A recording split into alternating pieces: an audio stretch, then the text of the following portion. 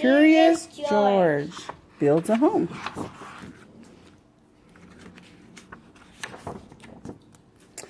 It was a perfect day for sitting on the balcony, eating grapes, drinking juice, and drawing, all at the same time.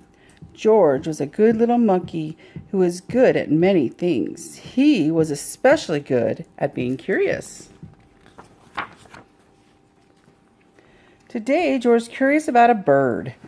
He had seen a lot of pigeons, but none wearing an ankle tag. The pigeon had seen a lot of animals, but none drawing on a sketch pad. They spent the morning watching each other. George, this is your best drawing yet, George's best friend, the man with the yellow hat, told him. That tag the bird is wearing means that it is a homing pigeon. They're special birds that always return home. George looked hopeful. Homing pigeons have special homes, the man said. Our apartment is not a good home for a bird. George saw that what his pigeon needed most was a place to roost. A tree would be perfect.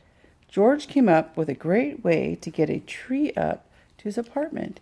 He would build one. Uh-oh, the tree George built of pipe cleaners was not strong enough for a pigeon to sit on. Aww.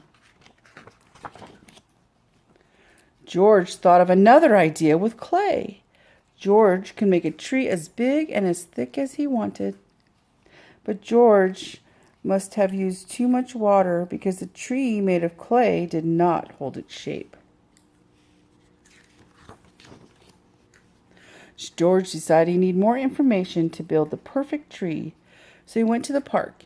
He looked at the trees for a long time. He drew trees on a piece of paper. Then he began a new project. It took him a long time to build, but finally George revealed his masterpiece. It looked almost like a real tree. Baseball bats were the roots, and a coat rack was the trunk. A frayed brown rope was his bark. Toilet paper and rubber gloves hung off it like leaves. George had even added real soil. George's friend, the pigeon, hopped onto a branch. He settled in. That afternoon, the man with the yellow hat brought home a guest. It was the doorman. He had lost one of his pigeons that he kept on the roof. Uh-oh. When they entered the apartment, they found a big mess. George, the man with the yellow hat exclaimed, "Is that a tree?" George nodded proudly.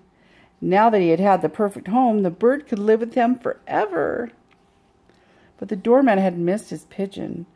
When he called out, "Compass," the happy bird flew right into his hands.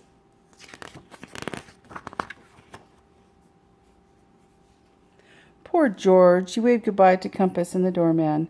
Then he sat alone on the balcony. The man with the yellow hat placed a potted tree on the ground. "I bought it for the birds to sit in so you could draw them," he said, trying to cheer George up. George shook his head and pointed to his own tree. The man said, "It was good effort, George, but the birds want to sit in a real tree."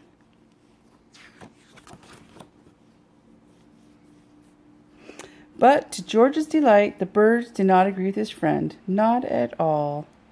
Aw. The end.